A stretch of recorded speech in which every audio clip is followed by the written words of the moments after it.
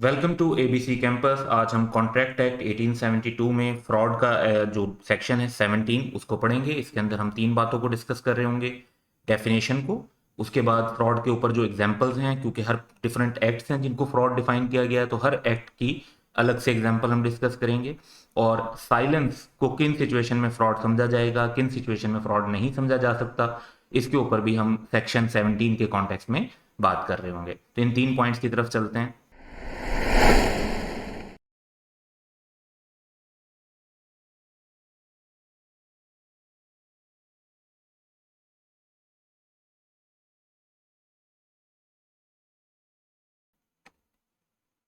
तो डेफिनेशन के अंदर फ्रॉड की डेफिनेशन है कि fraud means and includes any of the following act. अच्छा, एक्ट्स की तरफ हम बाद में आते हैं कि वो एक्ट्स कौन से हैं, लेकिन उन एक्ट्स के लिए कुछ क्राइटेरिया है कि वो एक्ट्स कैसे होने चाहिए। तो पहला क्राइटेरिया ये कि है वो acts committed by a party to the contract हो, यानी कोई ऐसे पर्सन की तरफ से कोई एक्ट ना हो जो कि पार्टी टू द कॉन्ट्रैक्ट नहीं है, स्ट्रेंजर टू द कॉन्ट्रैक्ट है। और विद हिज कनाइवेंस, कनाइवेंस का मतलब होता है कि उसकी मिली भगत से, उसके जो है ना इन्वॉल्वमेंट के साथ, तो फिर कनाइवेंस होता है। और बाय हिज एजेंट, यानी या तो वो जो एक्ट है वो पार्टी ने खुद किया हो, पार्टी टू द कॉन्ट्रैक्ट ने, या उसकी शामिल होने के साथ हुआ हो, या उसके एजेंट के थ्रू हुआ हो। और दूसरा क्राइटेरिया ये है कि उसमें या तो इंटेंशन टू डिसीव हो अनदर पार्टी देयर टू, यानी जो कॉन्ट्रैक्ट में दूसरी पार्टी है उसको डिसीव करने की इंटेंशन हो, या उसके एजेंट को डिसीव करने की इंटेंशन हो, या फिर उनको कॉन्ट्रैक्ट में एंटर करने के लिए इंड्यूस करना, यानी इस बात के लिए, इस फ्रॉड के थ्रू उन्हें आप कह लें कि जी एक किस्म का कन्विंस कर रहे थे थ्रू फ्रॉड के वो कॉन्ट्रैक्ट कर लें, अदरवाइज वो शायद उनके साथ कॉन्ट्रैक्ट ना करते। तो ये तो दो क्राइटेरिया हैं एक किस्म का, आप ये कह सकते हैं कि ये जो दो पॉइंट्स हैं ये एसेंशियल्स हैं कि कोई भी एक्ट फ्रॉड तब समझा जाएगा जब उसमें ये दो एलिमेंट शामिल होंगे। और वो कौन कौन से एक्ट्स हैं जिन्हें फ्रॉड समझा जाएगा, तो उसमें सबसे पहला है suggestion as a fact of that which is not true. अब गलत बात है, by one who does not believe it to true. एक बंदे को पता भी है कि ये बात ट्रू नहीं है, और वो फिर भी वो suggestion as a fact define करता है। बात है भी गलत, उसे भी पता है गलत है, और फिर भी वो बात करता है, तो ये फ्रॉड होगा। Active concealment of a fact by one having knowledge और बिलीफ ऑफ द फैक्ट। आपको पता है कि प्रोडक्ट के अंदर क्लियरली पता है कि एक फॉल्ट है, और बजाय इसके कि उस फॉल्ट को आप बताते, आप क्या करते हैं, उस फॉल्ट को छुपाने की कोशिश करते हैं, एक्टिव कंसीलमेंट करते हैं, तो ये भी फ्रॉड कंसीडर होगा।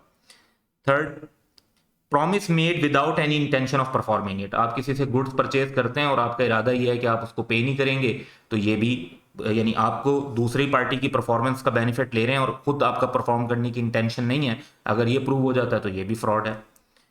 D point, any other act fitted to deceive. अब ये बड़ी जनरल सी बात है कि कोई भी ऐसा एक्ट जिसके अंदर डिसीव करने का, धोखा देने का एलिमेंट शामिल होगा, तो वो भी फ्रॉड कंसीडर होगा।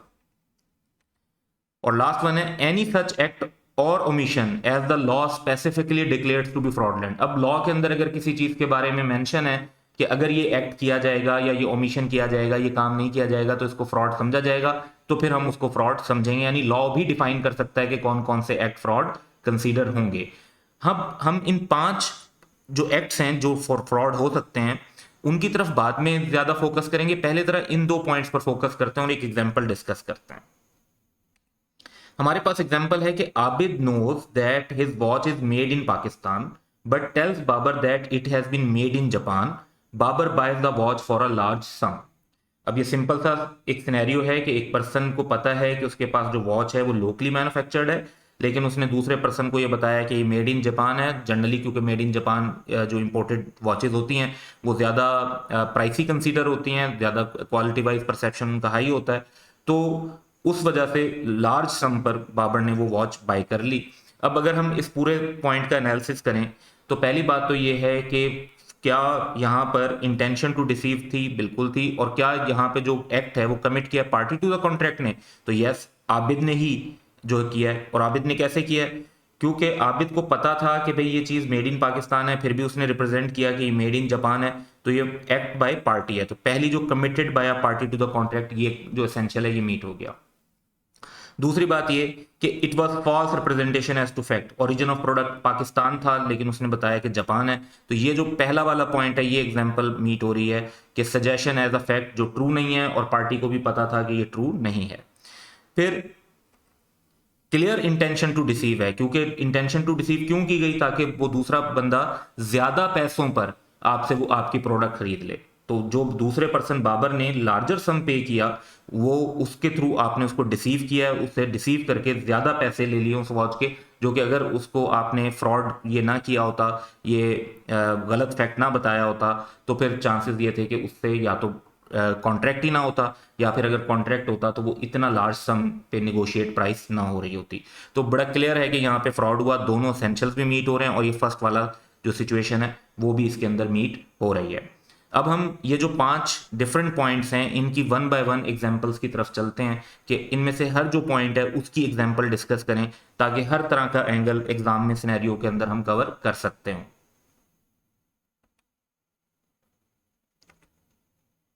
तो पहला पॉइंट है कि suggestion as a fact of that which is not true by one who does not believe it to be true.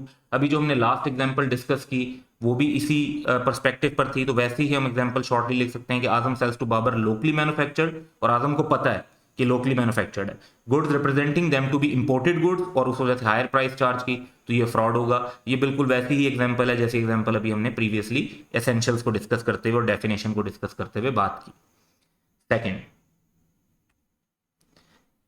the active concealment of a fact, the active concealment of a fact by one having knowledge or belief of the fact, कि आपको पता है कि एक fact है, एक knowledge है, और उसको जानबूझकर छुपाने की कोशिश की जाए, एक्टिवली कोशिश की जाए। तो हम एक एग्जांपल पढ़ते हैं। जिया, a furniture dealer conceals the cracks in furniture sold by him by using some packing material and polishing it in such a way that the buyer, even after reasonable examination, cannot trace the defect. It would amount to fraud through active concealment. यानी एक buyer जो reasonable check भी कर ले तो वो उस fault को फिर डिफाइन नहीं कर सकता, इस हद तक आपने उसकी जो है ना पैकिंग मटेरियल और जो पॉलिश है वो इस तरीके से कवर की है। तो यहाँ पे हमें नजर आ रहा है कि एक फैक्ट का नॉलेज भी था पार्टी को, उसके बावजूद उन्होंने active concealment of that fact की, और उसकी वजह से वो दूसरी पार्टी को डिसीव करना चाहते हैं, तो ये भी फ्रॉड होगा। थर्ड है promise made without any intention of performing it. तो ये बड़ा सिंपल है, किसी से भी कोई गुड्स बाय करना या सर्विसेज लेना और इंटेंशन ये हो कि उसको प्राइस पे नहीं करेंगे, तो buying goods under a contract with an intention of not paying, तो ये भी फ्रॉड होगा। फिर any other act fitted to deceive. अब ये क्योंकि बड़ा जनरल पॉइंट है कि कोई भी एक्ट ऐसा हो सकता है जिसके अंदर धोखे का एलिमेंट हो, तो एक इस पर हम एक्चुअल केस है उसकी बेसिस पर एग्जांपल बनी हुई है वो डिस्कस करते हैं। एक कंपनी ने प्रोस्पेक्टस इशू की।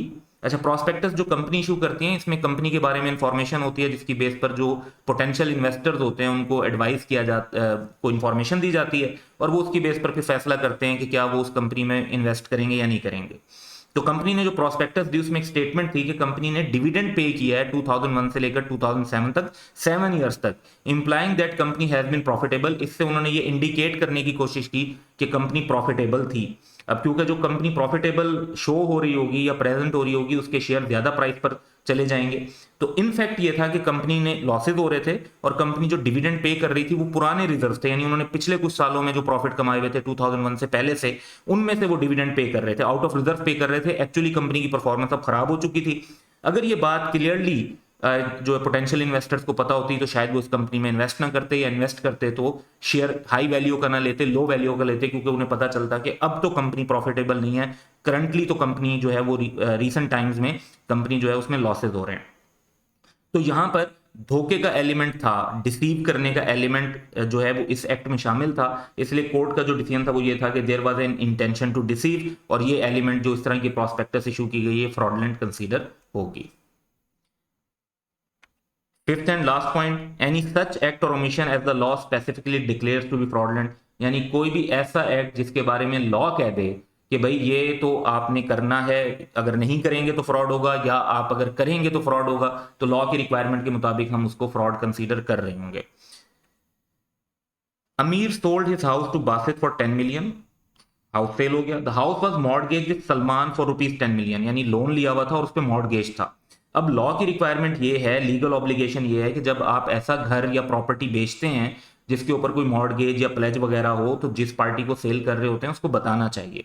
अमीर did not inform Basit about it, उसने मॉर्गेज का नहीं बताया, हालांकि ये उसकी लीगल ऑब्लिगेशन थी कि बताना था। जब लॉ ने कहा था कि भी लीगल ऑब्लिगेशन है कि बताना है और फिर जानबूझकर नहीं बताया, तो इसका मतलब है इसमें भी इंटेंशन टू डिसीव है और फ्रॉड है। Later Salman claim 10 million from Basit, तो जिसने लोन दिया हुआ था, मॉर्गेज था जिसकी फेवर में, उसने तो कहा कि जी जो प्रॉपर्टी का ऑनर है वो मुझे मेरा लोन दे वरना मैं इस प्रॉपर्टी को अपने कब्जे में लूंगा। तो बासित जो है वो कॉन्ट्रैक्ट को अवॉइड कर सकता है, फ्रॉड की बेसिस पर खत्म कर सकता है, क्योंकि अमीर गिल्टी ऑफ फ्रॉड है। जब एक पार्टी ने फ्रॉड किया हो तो दूसरी पार्टी के पास ये चॉइस होती है कि वो कॉन्ट्रैक्ट को अवॉइड कर सकते हैं, कैंसिल कर सकते हैं। तो ये ऑप्शन इनके पास भी आ जाएगा क्योंकि दूसरी पार्टी ने फ्रॉड किया। अब नॉर्मली एक बार आप कॉन्ट्रैक्ट कर लेते हैं तो फिर आप पीछे नहीं हट सकते, कैंसिल नहीं कर सकते, लेकिन अगर दूसरी पार्टी ने फ्रॉड किया हो, आपकी कॉन्सेंट फिर फ्री नहीं होती और आप जो है उसमें कॉन्ट्रैक्ट को कैंसिल कर सकते हैं। ये जब हम इफेक्ट ऑफ फ्रॉड पढ़ रहे होंगे तो उसके अंदर भी पॉइंट्स डिस्कस होंगे। अब हम इस वीडियो का जो लास्ट पॉइंट डिस्कस करते हैं कि फ्रॉड जो है, साइलेंस को एज ए फ्रॉड कब कंसीडर करेंगे और कब नहीं करेंगे।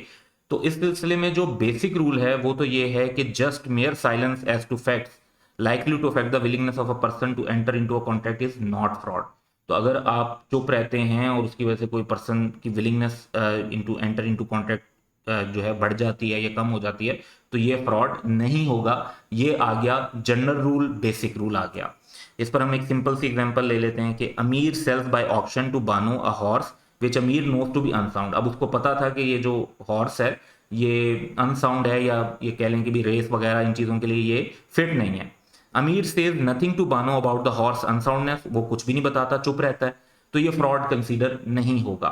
तो नॉर्मली आप जो प्रोडक्ट है, क्योंकि जो हॉर्स खरीद रहा है ऑक्शन वगैरह में, उसे चाहिए कि वो पहले चेक कर ले हॉर्स को कि वो कैसा है कैसा नहीं है, और उसके बाद वो उसे खरीदना चाहिए। अगर उसने चेक नहीं किया तो सेलर की यहाँ पे जिम्मेदारी नहीं थी कि वो हॉर्स की जो फीचर थे और उसके जो प्रॉब्लम थे वो खुद बताता। उसका जो साइलेंस है वो फ्रॉड कंसीडर नहीं होगा।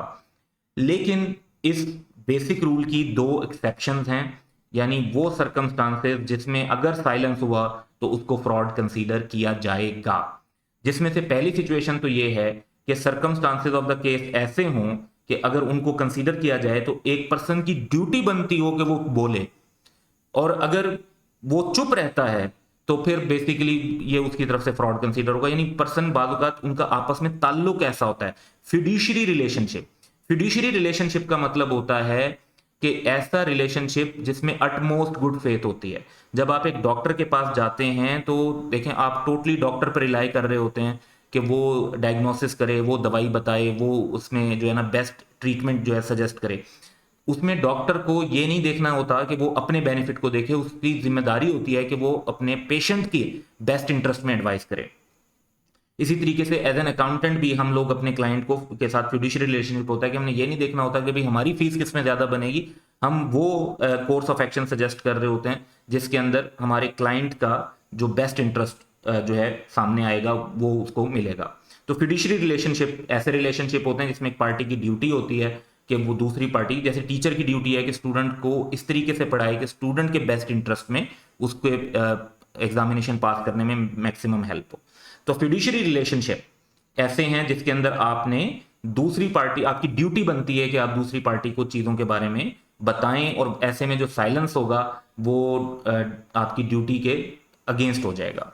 तो एक एग्जांपल लेते हैं, सिमिलर एग्जांपल है बिल्कुल कि Amir sells by auction to Bano horse which Amir knows to be unsound. अब यहां तक अगर आप देखें तो ऊपर वाले सिनेरियो और यहां तक बात सेम है।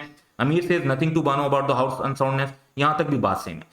तो ये एक्स्ट्रा सेंटेंस है कि Bano is Amir daughter and has just come of age, यानी दोनों पार्टीज के दरमियान बाप और बेटी का रिलेशनशिप है, और डॉटर की एज जो है वो अभी मेजोरिटी एज हुई है, लेट से 18 ईयर्स हुई है।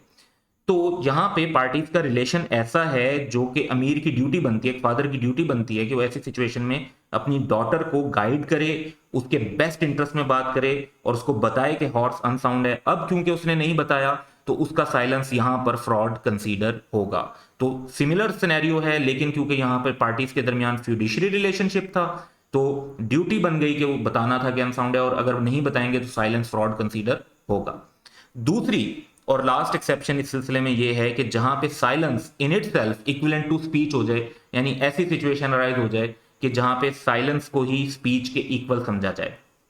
वंस अगेन एक सिमिलर एग्जांपल लेते हैं। पहला सेंटेंस वो ये, Aamir sells by auction to Bano horse which Amir knows to be unsound. Bano says to Amir, if you do not deny it I shall assume that the horse is sound. अब बकायदा पूछा कि अगर तुम डिनाई नहीं करते तो ये फिर समझा जाएगा कि हॉर्स साउंड है, और अमीर सेज नथिंग, वो आगे साइलेंस रहता है। तो यहां पे देखें साइलेंस का मतलब क्या है कि आप एग्री कर रहे हैं कि हॉर्स साउंड है, here Amir silence is equivalent to speech, इसलिए अगर बाद में पता चलता है कि हॉर्स जो विशियस है वो तो अनसाउंड है, तो फिर अमीर को फ्रॉड के लिए लायबल करार दिया जा सकता है।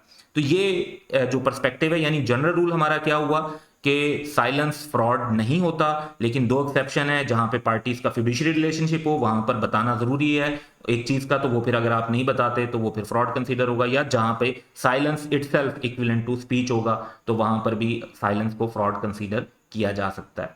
तो दो एक्सेप्शन हैं, अदरवाइज जनरल रूल सेज कि साइलेंस इज नॉट फ्रॉड।